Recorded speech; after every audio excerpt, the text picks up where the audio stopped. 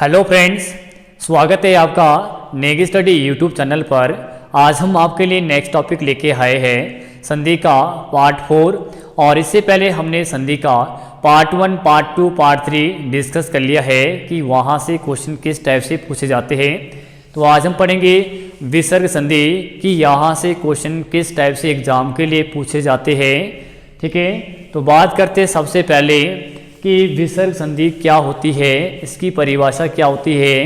यानी कि विसर्ग के बाद जब स्वर या व्यंजन आता है तो विसर्ग में जो विकार परिवर्तन होता है उसे विसर्ग संधि कहते हैं। रिपीट करता हूँ, विसर्ग के बाद जब स्वर या व्यंजन आता है तो विसर्ग में जो विकार परिवर्तन होता है उसे विसर्ग संधि कहते हैं। जैसे फॉर एग्जाम्पल नी प्लस आहार, ठीक है, तो क्या बनता है, निराहार बनता है। यानी कि विसर्ग के बाद क्या है, हमारे पास स्वर आया है या व्यंजन आता है तो विसर्ग में जो विकार परिवर्तन होता है तो उसे विसर्ग संधि कहते हैं। राइट, आगे बात करते हैं, ये आपकी रूल के बेसिस पे चलती है विसर्ग संधि।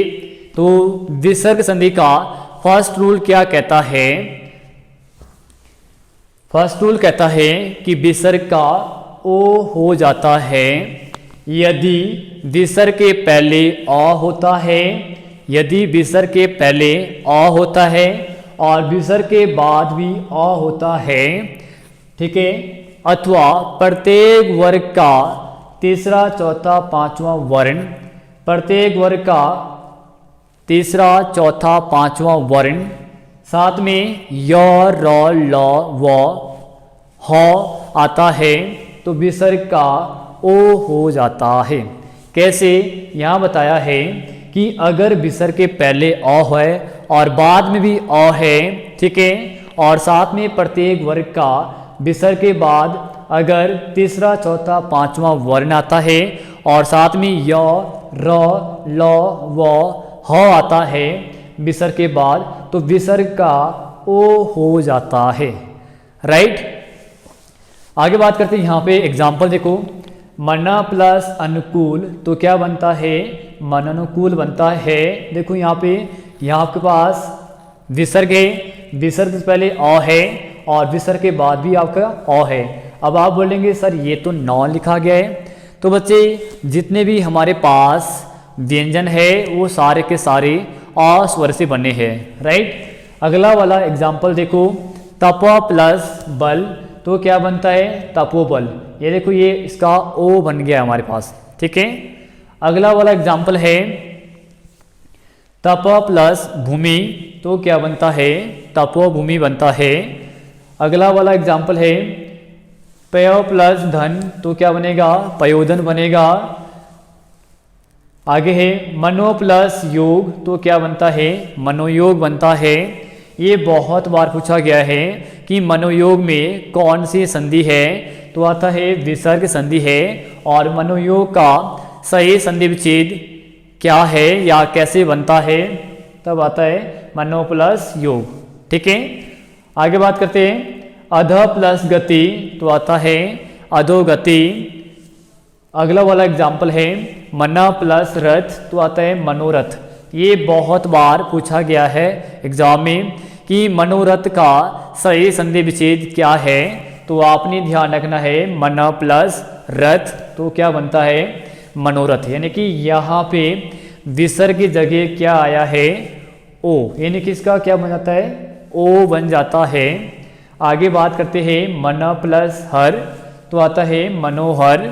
ठीक है, आपने वीडियो के अंत तक बने रहना है, ये बहुत ही बेसिक है और मैं आपको सरल भाषा में यहाँ पे सिखा रहा हूँ। ठीक है, जहाँ पे भी आपको डाउट लगता है आप कमेंट करके बता सकते हैं कि सर मुझे यहाँ से समझ नहीं आया है, तो हम आपको कॉल करके भी बता सकते हैं। ठीक है, और व्हाट्सएप के माध्यम से भी हम आपको बता सकते हैं। राइट, लेकिन आपने सीखना है। ठीक है, जिन बच्चों का अभी पुलिस का एग्ज़ाम आ रहा है वो उनके लिए काफ़ी आईएमपी टॉपिक है। और भी हिमाचल के जो एग्ज़ाम होते हैं, पटवारी है, फॉरेस्ट गार्ड का है, ठीक है, जेबीटी टेट है, एसआई है, क्लर्क है, इन सभी एग्जाम में पूछी जाती है। ठीक है, आगे बात करते हैं संधि का सेकंड रूल क्या कहता है। विसर्ग का सौ हो जाता है, सौ यानी कि आपका हलंत वाला। कैसे हो जाता है? विसर्ग के बाद यदि तो या थ हो तो विसर्ग का सौ हो जाता है। देखो कितनी सिंपल बात बताई गई है यहाँ पे कि विसर्ग के बाद अगर तो होता है या थ होता है तो विसर्ग का सौ हो जाता है। सौ आपका हलंत वाला यानी कि आधा सौ हो जाता है। ये बहुत बार पूछा गया है कि नमा प्लते तो क्या बनता है? नमस्ते बनता है। ठीक है, तो यहाँ देखो विसर्ग हट गई और विसर्ग की जगह यहाँ पे क्या आया है? सौ आया है। बाकी सब्जेक्ट सेम है, ऑब्जेक्ट सेम है, चेंज क्या हुआ है? विसर्ग हट गई है और उसकी जगह आधा सौ आया है। ठीक है, अगला देखो नी प्लस तेज तो क्या बनता है? निस्तेज बनता है। अगला देखो यहाँ पे दू प्लस तर तो क्या बनता है? दुस्तर बनता है। राइट, अगला रूल क्या कहता है? विसर्ग संधि का थर्ड रूल क्या कहता है?